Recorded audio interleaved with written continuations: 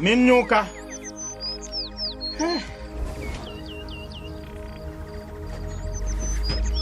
Kusamalizana na hii mambo ya chai. Hata kusimama mwili na kataa. Kashika bila mifupa na lea. Unajua. Minyuka. Naita wewe kwa kwani umerudi kulala? Na wewe undieki ni waajabu. Sina mamalizana na mambo ya chai. Sasa mimi nirudi tena kulala na mimi bado nangoja kwenda kufanya vibarua. Sasa si mimi nashangaa naitana uitiki. Mimi niamke tena nirudi nilale. Sasa iko namna hii. Hii kijana yako hapo wapi? Mimi nafikiri sijui uko upande gani. Nafikiri bado analala. Paul mimi sio ile mambo za Paul. Sasa na mimi nakuuliza hii mambo hii mtoto umewahi kufikiria kuhusu kwa ukafikiria kabisa. Kuna maneno gani na ni ugonjwa tu? No, si mambo tu ni ugonjwa tapona. Sikia. Hii mambo ya mtoto kuwa wa mwendo wa simu. Wewe jiulize imetoka wapi? No, angalia weka darubini uweze kuangalia. Hii kitu hajatoka pale nyingine. Imetoka kwenyu. Ati? Ndio imetoka kwenyu.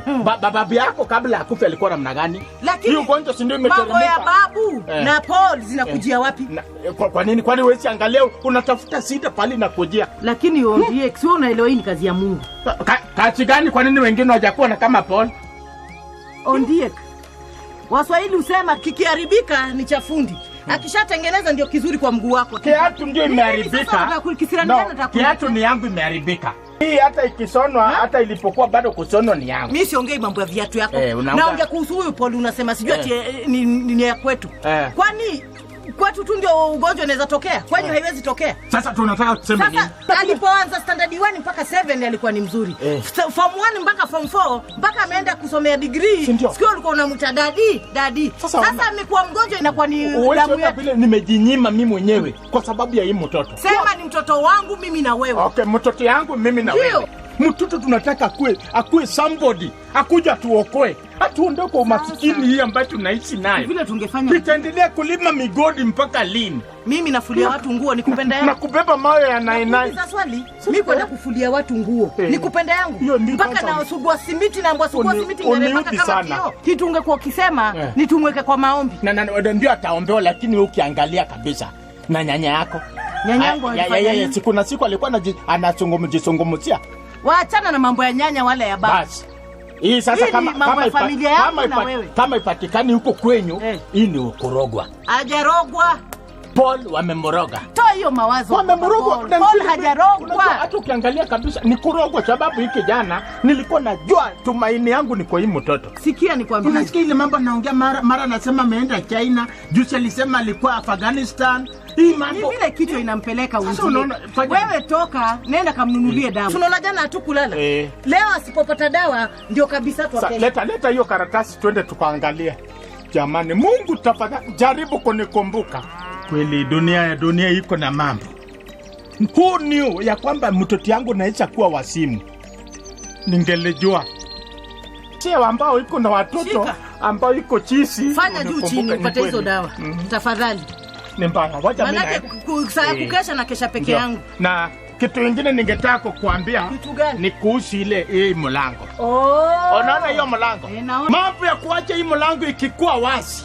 Hiyo ndio kitu ambacho sitaki. Lakini sasa unajua watu wa hii area yote, nakwambiaje sisi hatuna radio, hatuna TV. Hata wakiingia utaiba nini vipi? Si mambo ya kuiba. Si unajua watu wengi wataingia hapa, wajue kwamba Paul amekuwa wasimu. Wataanza kusema, kijana yao amekuwa chisi, kijana yao amefietuka, ametupa mbao. Hata utasikia akisema amefetuka kama baba yake. Wewe ukitoka ama ametupa mbao kama wewe. Ukitoka mimi nafunga. Hii lazima tuweke kwa siri ya family. Family. Ujaribu kuchunga jina ya family. Nitachunga. Unaweza pata hata hapa mwenye hii boma kitufukusa. Nitachunga. Atasema atajaribu kuangalia aone hatuna faida tunaleta. Hiyo umeniambia ndivyo nitafanya. Mambo unajua vile watu wanatuchukulia. Najua kwanza huyu mama Rahabu na huyu mama Wanjiro. Ni watu wadaku kwa hiyo kila mtu atajua. Make sure mlango ufunge. Mlango nafunga. Funga mlango kabisa. Toka uone ngifunga. Funga mlango kabisa. Toka uone. Funga haraka, funga haraka. Funga kabisa. Haina kome nafunga kabisa. Usikubali mtu aingie hapo. Nafunga na mawe. Yes. Haya. Tena kishaweka hii mawe hapa. Weka la. Hata nani akija hakuna mtu ataweza kufungua hapa. Nani atafungua? Hakuna. Hiyo sasa imefungwa kabisa. Hivyo ni kweli. Mimi nakwambia kwanza mama Rahabu na mama Wanjiro wakajua. Na hii mtaa ndio wenye midomo kama tarumbeta. Na kwa siko pazuri. Paul!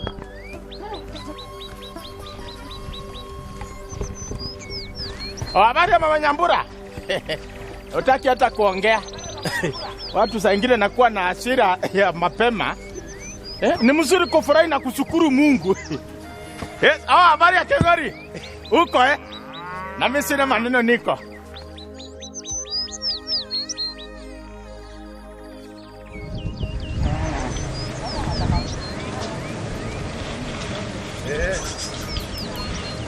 Kuna kazi. Unaenda kazi huko pale. Wewe unabaki hapo? Naenda kwa baba Paulo. Bana kibarua.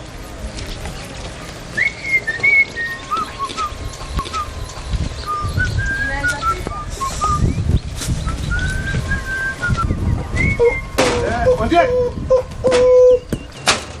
Ondiek. Baba Paulo. Paulo. Kwani kesi henu mnafunga na mtafunga? Ondiek. Ondiek. Paulo. Paulo. Nikita leo naitika Paulo. Kijana Paulo. Kijana. Mama papa. Obama. Yaani ulifiatuka tu kabisa. Wapi? China. Baba yako ako wapi? China. Ati? China. Alienda China. China. China China. Alienda China. China. Anarudi siku gani? China, Japan. China, Japan. Ya. Oje, kuja hapa nje tuende kazi. Wacha unalala mpaka saa 4 ya nini? Oje. Oje. Yo Alexander mwenyewe kuja. Oje. Kwani ni wewe iko? Wewe. Sasa uliwacha mimi niongea na mlango hii nimewacha nimefunga. Mimi si mlango. Si mlango nimewacha nimefunga na nikatia na jiwe. Unakuja tu kwa nyumbani na hii ni kitu unagonga teke unapita. Huwezi kunitia huko nje nije nikufungulie. Nimeitana na mambo ya kuna complain kwa mimi sitaki mazoea. Wakati mwingine ukija hapa itana ukiwa huko nje. Nimeitana lakini mimi ushaniona kwako. Kuna complain kwa mimi sitaki mazoea. Ukikuta hii mlango nimefunga, bisha mlango. Siweke remote. Tuheshimiane. Hii mlango ukikuta imefungwa bisha mlango. Nimegonga lakini tunagonga bana. Nataka mzee. Mzee imetoka kidogo atakuja. Leo na kawacha kijana. Ndio sasa amekuwa anamewekwa mlangoni. Wewe wachana na Paul. Na kijana Paulo alinoki kabisa. Sasa unaona mambo nilikuwa nikikataa ndio hiyo Alexander. Kitu mimi sipendi ni madharau. Si masarau. Kama kijana amekuwa mwenda wazimu ni mwenda wazimu. Hata ukisema aje. Hii kijana huyu anaitwa Paul, haitu mwenda wazimu. Unaniambia mtoto wangu ule nimeza mwenyewe ati amenoki sio ametupa mbao. Kwani ni siri? Hiyo inakuhusu nini? Kama mtoto huu ni ugonjwa tu, ni mgonjwa. Ni ugonjwa wa kunoki. Hii ni kuchisi kabisa hii. Kama mtoto haya ndio yavikuleta hapa. Na kama amechisi. Akijisi amechisi. Hauwezi kusema ati hajachisi. Kwa nini nakusumbua akili? Saa nyingine inanisumbua. Ndio unaona hii mlango na keti inafungwa kwa sababu sitaki watu kama wewe. Kwani umekutana na mama Rahabu hapo nje? Ile hapa chini. Kwani unaonanga tukiongelea? Manake vile unaongea ni kama mmekutana. Hapana. Lazima mmekutana, maana ndiye ana mdomo hoho mingi sana. Kusema mtoto amefituka ni hoho. Hata afadhali mama Rahabu, sasa wewe yako imezidi, umekuwa mdaku. Kuuliza tu wewe. Kijana amesema China. Hata mtu ukiuliza mtu wapi baba yako asema hapo China. Hata wacha China, hata anasema England. Hiyo inakuhusu nini wanakuuliza? Hebu fanya hivi. Inanihusu kwa sababu unaona ile mlango. Wewe toka uende.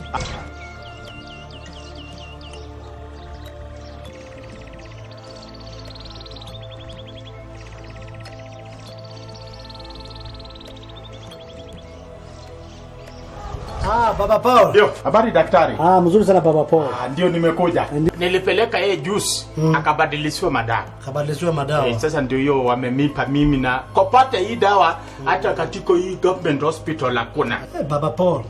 Ndio. Watu wamekuandikia madawa mingi antidepressant. Aina tano. Sio ndio shida ya mtoto. Hiyo yote ni mtoto ameandikiwa. Kwa sasa amekuwa hata anafangia baba mambo ambayo yetieleweka. Sasa kwanza usiku tujalala ile kelele amelala akipiga. Si mchezo tunaumia bwana. Maisha yanakuwa ngumu ndugu yangu. Na amekuandikia dawa za bei. Ndio utachana ndio apone. Wewe bila utajua kaona bila wewe utatengeneza Kiswahili. Unajua si ni rafiki ya miaka mingi. Ni dawa za aina 5 na za anasema ni aina 5 niliona ni aina 5. Na 5 Ndio. Sio na shida. Sina shida. Sasa hii ni 6000, 6000. 6,000 sasa itakuwa namna gani jamani? Sasa nilikuwa nasema sababu sina pesa. Ndio. Na hii mtoto anaonekana anaweza kuwa violent. Ndio. Kama usiku atujalala. Ndio. Sasa nilikuwa nasema nilikuwa na 500. Nilikuwa na 500. Sasa ujaribu aitaka ni dawa ya siku 2 ama siku 1 ili uangalia ile umipe kadhaa. Baba Paul. Unakumbuka uko na deni ya pesa ngapi? 4500. Hiyo 4500. Sasa umetoa hii imebaki 4000. Ndio mimi nakumbuka. Sasa ndugu yangu. Sasa hii kwanza inaenda kwa hiyo deni ya zamani. Sasa deni ya zamani na mse unaona mtoto anakuwa violent. Naelewa shida yako. Siwezi ongeza deni juu ya deni nyingine. Tayari uko na shilingi 4000. Siwezi kuongezea na hii dawa ni 6000. 6,000 sasa itakuwa namna gani jamani? Unajua ndio hakuna vile unaweza kunisaidia. Please. Siwezi ongeza. Sasa nikuongezea hizi dawa. Unawahi kuona mtu sasa mtoto amekuwa wasimu. Amekuwa chizi. Please saidia. Mzee. Baba Paul nimekuambia. Nikusaidia last time. Ndio, elewa. Na hata mimi nikienda kununua kule kwa suppliers. Au pewi. Sipewi. Lazima nitoe pesa. Kwa daktari iko na na supervise na wewe. Lakini hii madawa tunajua iko na bei. Kwa hivyo hii madawa hata bila 6000 hata serikali ingekuwa nafanya tunachukua hii madawa hata kama kwa hospitali ya serikali anakuwa rahisi. Ndio nilikuwa nauliza please doctor. Fanya hivi ndio Baba Paul. Mtoto hata jalala usiku. Tafuta pesa kidogo. Okay, sawa, bila unanipeleka ni sawa. Sasa hata hii pia unasema ni duka. Fanya namna hii daktari. Wacha nikatie wewe. Fanya namna hii. Siwezi. 50. Nimepunguzia wewe. Sababu mimi hata mimi unaona sina kichwa timamu. Na sasa huwezi rudisha 5 shillings. Baba Paul, I'm very sorry. Kwani enda uje jioni kupata pesa. Nikuuzie umoja. Wewe nenda. Okay. Sawa. Ndio naona mutis robbery with violence. So naona vile nimetoa hiyo pesa na uniambii kwamba utaninyang'anya. Simeninyang'anya 500 shillings. Enda utafute kwanza 4000. Hii mimi naomba naenda hata kwa magazeti. Na naenda kutangaza ya kwamba my human right has been violated. Serikali ingilie kati. This is serious. Tafuta kwanza 4000. Sasa wewe siona hii kuuzia dawa 6000. Wacha kwenda uma. Sawa. Tafuta pesa. Yeah. Hata wewe unaweza kuwa chizi.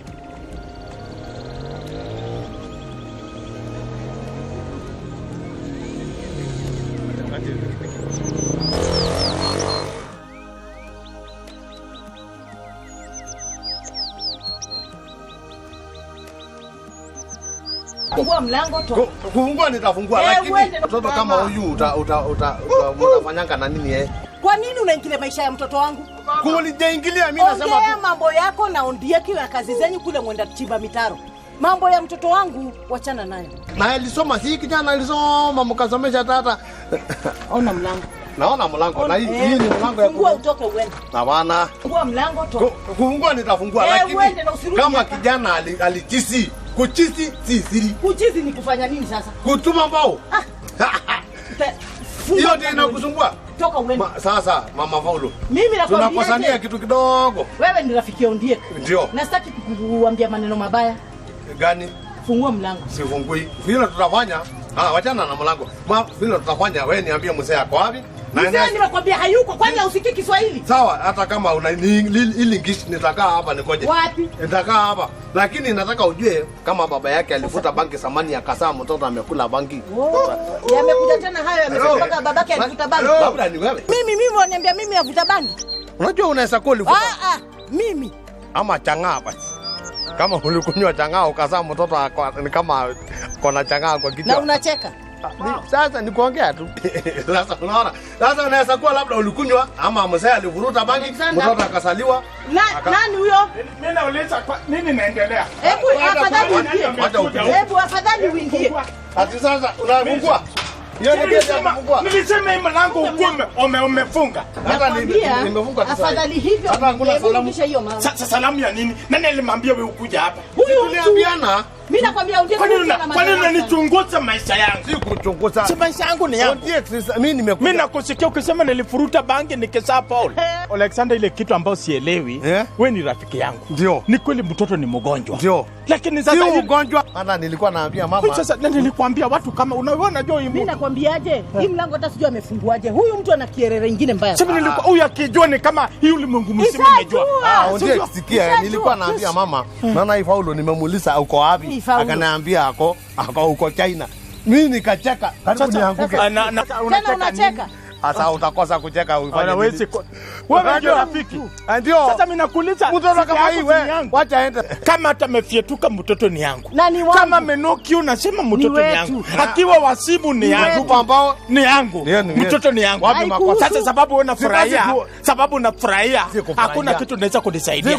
Amenichekesha. Si ati nafurahia huyu. Endelea kucheka. Mama, dawa umepata. Wacha na huyo. Sasa wacha mama raha hapo kujua.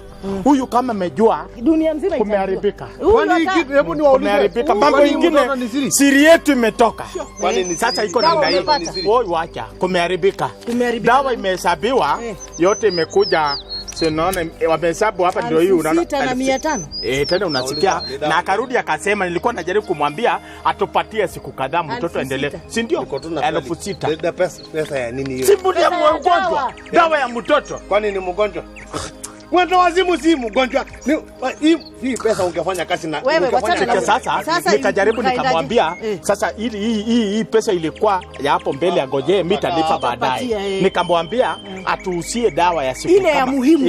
Na akahesabu ikakuja shilingi 500 na 50. Si umeona bila kuhesabu yake bila mahesabu. Sasa amehesabu hivyo akarudi akaniambia tena ati ile pesa nilikuwa nayo deni hapo baadaye.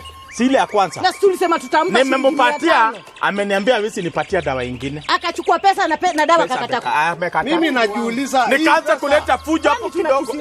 Kisirani. 6,000 kwa sababu ya mtoto ambaye ni mwenda wazimu. Hii pesa unaweza fanya kazi nayo. Unaita mtoto ya nani mwendo wa simu? Kwani ni nini? Kwani wewe hata kama ni mwendo wa simu ni mwendo wa simu yangu. Kachukua mizigo yako muende kule mnaenda na huyu mgonjwa. Pia ni mgonjwa. Familia. Wewe toka uende. Vonje. Tunaenda. Unanisikiliza ama unasikiliza bibi yako? Mimi nachukua vifaa ya kazi. Sasa hebu kuja kwanza tuongee. Unajua hii dawa si lazima hiyo unasema sigari 6. Wewe enda. Sasa unajua wewe ile kitu unasahau ni kwamba iko mtu nimemwambia uvai ngoda. Siri si mimi nimekuwekea yako. Wewe sikuna siri umeniwekea. Gani? Kwani hakuna kona. Mimi nakueleza ile miaka tu tumefanya na wewe kazi na ulikuwa uvai hata ngoda. Nimewaambia mtu. Sasa mambo ya ngosa imekuja wapi? Si ndio? Na hata sasa unaona hii longi ulienda ukatafuta ukakuja ukaniambia ni bikers umenunua. Hii ni longi lakini aina ya ndani. Sasa niulize wewe, unasikia unasema 6,000. Hiyo ni pesa ya kutupa bwana. Kutupa wapi? Hii ni afya mtoto yangu. Hii ni kijana yangu ya kwanza. Nimesomesha hii kijana. Nimepeleka hii hata alikuwa ameenda college. Sinajua ile college alienda. Sisi tulitoa hiyo pesa. Sasa badala ya kutumia 6,000 ya dawa, vile utafanya wache kijana tu aende town kama wengine. Sasa aende town. Aende town. Sokoni jina yangu yaribike. Sasa sikia. Tusiendelee na mambo moja. Si unajua kausi yako na pesa yetu. Tunaenda pia kuchimba mgodi. Fanya namna hii. Twende na roho moja. Bila mimi kuwekea siri na wewe niwekee. Si ni kweli? Hiki hapa mimi nauliza wewe. Eleza mimi. Mimi nauliza wewe. No Alexander. Tumefanya na wewe kazi miaka mingi. Si ni kweli? Utavumilia, mimi nimevumilia yako. Wakati wengine tunanunua suruali ya ndani wewe hujawahi kununua hata bei ya ujui. Sawa? Sasa na wewe nifikie hii. Hakuna haja watu hii maneno umepindua tu hii. Na unajua kitu kingine. Hii maneno umepindulia tu. Nikikosa kazi watu wakikataa kumbatia mimi kazi, si kama hii tunaenda mimi ndo nilitiwa na nikakuita. Watasema mimi ni mwendo wa simu kama mtoto yangu. Alafu watasema na hata Alexander ni mwendo wa simu kama ndiye kula anatembea naye. Sasa hata utakosa kazi. Hii jina lazima tufunike. Hii maneno umepindua. Lakini ungewacha. Mimi leta ile kifuli haraka niwache tumeweka yeye. Tumeweka masegera. Yaani ile lazima weko masegera. Unafungilia hapo. Ndio. Unajitokeza. Wacha kujitokeza ungeweka yeye. Bado unaongea na huyu mtu hapa. Huyu tunaenda naye kazi. Hebu shika ukamfungie kwanza. Unafungia wapi? Wewe nyamaza. Usijali bali tunafungia Lazima afungwe, akienda huko nje atapigwa na watu. Baba! Baba! Baba! Baba! Mfunge hapo mzuri. Ojek, ati mnafunga mtoto? Si ndio? Hiyo kivuli ni mnafungilia, mnafunga mdomo ama wapi? Lazima ufungwe. Tulia. Hebu mfunge. Kwani maneno, yani unajua mimi nafikiri are you joking? Baba!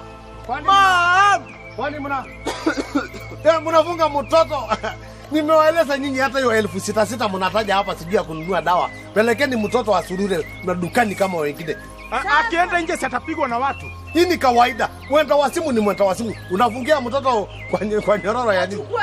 Kwani huko watu watasiga. Watu wataelewa ni mgonjwa.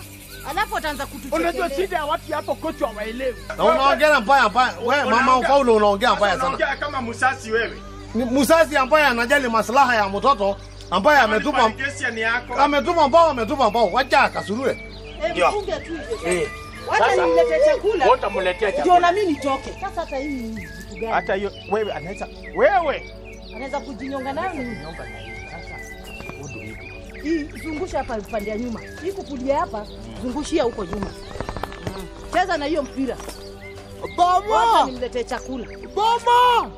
Ngoja cheze mpira ni sawa. Baba! Ni mtoto tunapenda, tutafanya nini? Sasa unajua tusipomfunga namna hii. Hii kijana ataenda kupigwa huko nje. Na mnafunganga kila siku hapo. Alafu lazima hata wewe mwenyewe uangalie, ndio umesikia nimekwambia. Hii si maneno ya kwenda kuongea huko. Yes. Mimi nakueleza, badala ya kuweka hii mtoto hapa, wacha tu aende huko akaturokote makaratasi, bora tu achunge asigongwe na gari. Ndio kama wengine, mtu mwenda wazimu ni mwenda wazimu. Sasa ukiambia watu sijui mtoto yangu ni mwenda wazimu, unajua watu wataanza kusema ondiki mwenda wazimu kama mtoto yake. Sasa na bila utafanya, wewe uweke hii ikiwa siri yako. Siri unaniwekea mimi. Kwa sababu ujue tena hata wewe hii ita affect kazi yetu. Saa hii ukienda waambie watu huko mtoto ya Ondieki ati ni mwendo wazimu, ati amefietuka. Sasa unajua atakuwa anasema Ondieki amefietuka kama mtoto yake. Alafu na wewe utaambiwa Alexander amefietuka kama vile Ondieki rafiki yake amefietuka, kama vile nimefietuka kama mtoto yangu. Si watoto wanaelewa kwamba hii ni mgonjwa. Acha uone. Paulo. Baba yako ako wapi? China. Sasa unacheka nini? Alexander buto wewe. Ananifurahisha. Twende bwana. Mise funga hiyo mlango kabisa. Sitaki wageni hapa. Wacha ikae wazi. Hapana.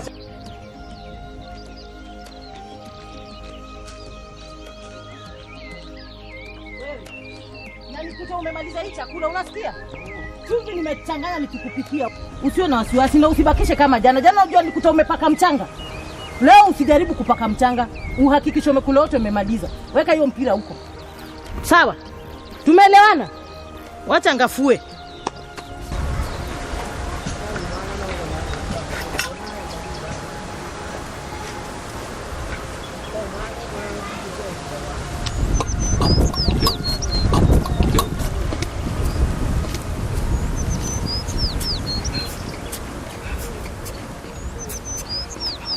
Obama!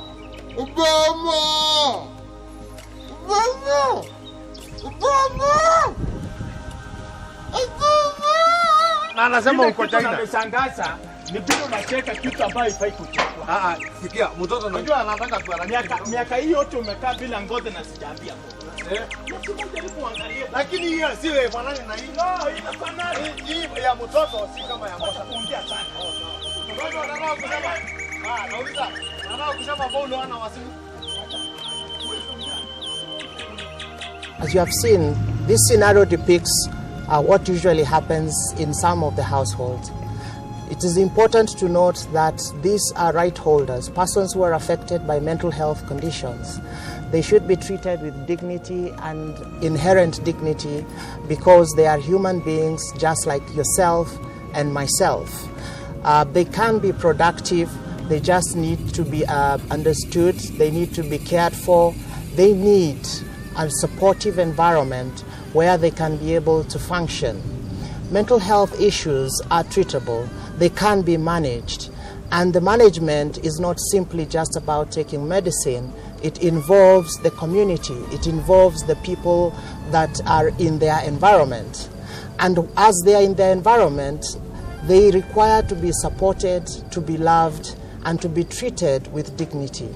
It is important to note that the burden of care is quite heavy, not only just for the person concerned, but also for the people who live with them, the people who take care of them. They are given the burden of care. You will find that most people are not able to make a living at the same time and take care of the person who has the problem. As you have seen, that medication is very expensive. Access to that medication is not ready. The medicine is not it's not affordable because, as you understand from the pharmaceutical companies, research and design, you will find that the common person is not able to afford these drugs. I mean, even people who have resources have problems. Insurance is not able to take care of that cost. So the burden goes back to the family, goes back to the carer, who are torn between making a living or buying food or buying the medicine. And that is a dilemma that finds most people who are affected by this condition. It is possible to get treatment. However, the burden of the person who has the mental health condition, it makes them, they are not able to participate at work, they are not able to stand up for themselves, their voice is muffled, they are not able to find their rightful place in society. The very thing that they need from society is the very thing that they are denied, which is compassion, sympathy, and understanding. With compassion and understanding, we can be able to relieve all this stigma that is preventing these people from coming out of the shadow. Mental health issues prevent people from functioning. We have movie directors in the making, we have actors, we have even leaders that are just caught up by various challenges. For these people, most of them are tied down by their mental health issues. And mental health issues, they affect your thoughts, they affect your feelings, and they manifest in their behavior. Unfortunately, it takes drastic behavior for us to understand that mental health issues affect all of us, and not just the people who have been diagnosed by the doctor as having the condition. So again, I say anyone can get it, and it is an illness just as any other illness can be, as cancer, as HIV, and it is treatable. There is no need to treat people with mental health issues as lepers. There is no need to treat them as if they were lesser human beings. Let's not call them crazy, let's not call them wazimu, let's not call them mtu ambaye amefiatuka. All those names are demeaning. And as I said, every person in Kenya, every person everywhere in the world has a right to a good name. Therefore, let us not make fun of it, because some of these issues are life and death issues. And we have seen that suicide has claimed so many people. Suicide has taken so many lives, and these lives, they can be saved. And it starts with you and me, and it starts with compassion. It starts with a supportive environment in which we can be able to have a better tomorrow for this marginalized group and for these people who are forgotten, the discrete majority. They are here, they are next to you, they are in your estate, they are in your office, and they are everywhere. And these people, they deserve to have a life, they deserve to be able to determine their own destiny. So we would like to, as we progress on, it is important that we don't just look at the people who are walking around and saying that they are useless, that their life is over. They are not dead, they are alive, they have feelings, and every time you call them crazy, every time you call them useless, they are also having self-stigma, which is the perception of other people, how that perception of other people, and they agree with that, and that in itself takes into account, it diminishes a person's ability, it diminishes a person's life.